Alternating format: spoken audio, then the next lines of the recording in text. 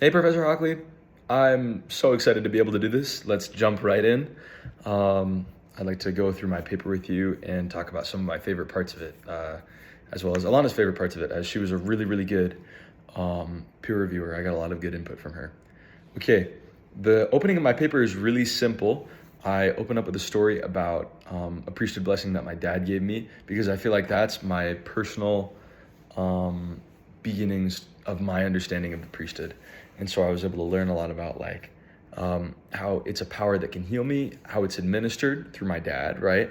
And the ways that I was able to benefit from it.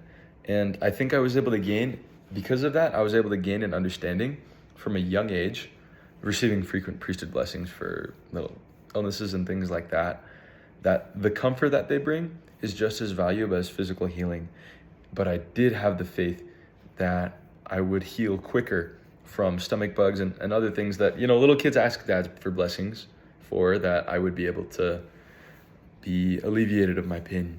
And so I thought that was really important. I really value that.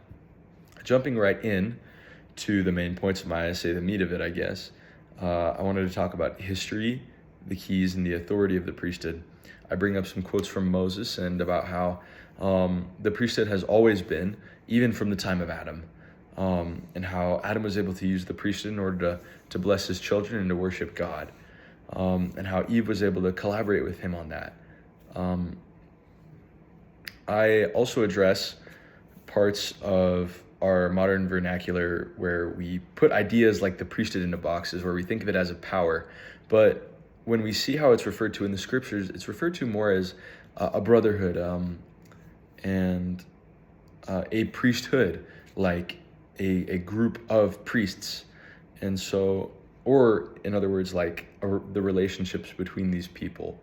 And I really like that because when we magnify our priesthood, it's kind of like we're magnifying our relationships between ourselves and the other children of God around us. The priesthood is just the part of the glue that helps us stick together through Jesus Christ's atonement. I go over priesthood keys briefly, talking about how the senior priesthood holder is given the responsibility of organizing the Lord's work under the direction of the Holy Ghost, and that's the prophet, right?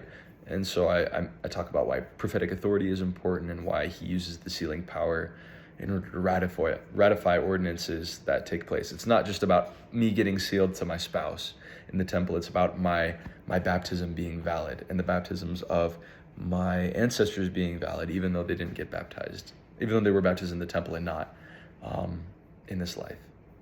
Moving on, with the sealing power and the governance of families, which I think is personally the most important part of my essay. We see, I talk about the restoration of the sealing power to Oliver Cowdery and Joseph Smith,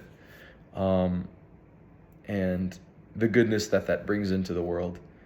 And then I move on to how when we use the sealing power, or when we use priesthood authority to govern our own home, like how a father will receive inspiration in order to accomplish his callings, and how a mother will do the same, and how children will receive inspiration from the Spirit and comfort from them, so that they can be able to grow up in the Lord as well. Pardon me, sorry. Big yawn. And I think that ability to magnify relationships, like I was talking about earlier, is so essential to eternal families and the blessings that we can receive through them. Because what family, with all of its quirks and difficulties, could ever work, like truly work for eternity, without God's power constantly sanctifying it and making it whole and purifying it? Another thing that I thought was really important that Alana also liked was that presidency is different from rulership. The idea of presiding over one's home is different from being the dictator of it.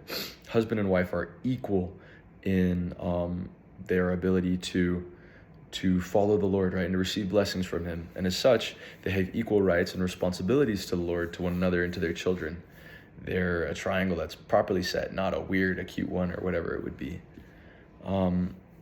I know that my parents are two very different people, but as they have chosen to get along and follow the commandments of the Lord, He has strengthened them to be able to communicate with one another in a way that is sacred and holy and helped them. At the end of my paper, we talk about the patriarchal blessing a little bit because I think it's also very important from a priesthood perspective, and we're able to see some extra awesome things that we can get guidance for on earth through the priesthood of God. And then, I learned a lot while writing this paper. I was especially thankful for the fact that I was able to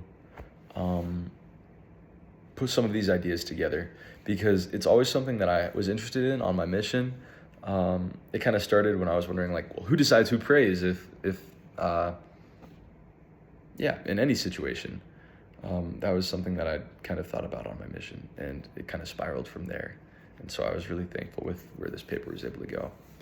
Thanks so much for giving me this opportunity to participate in this class and be able to do this, because it's been really enlightening for me. Thank you.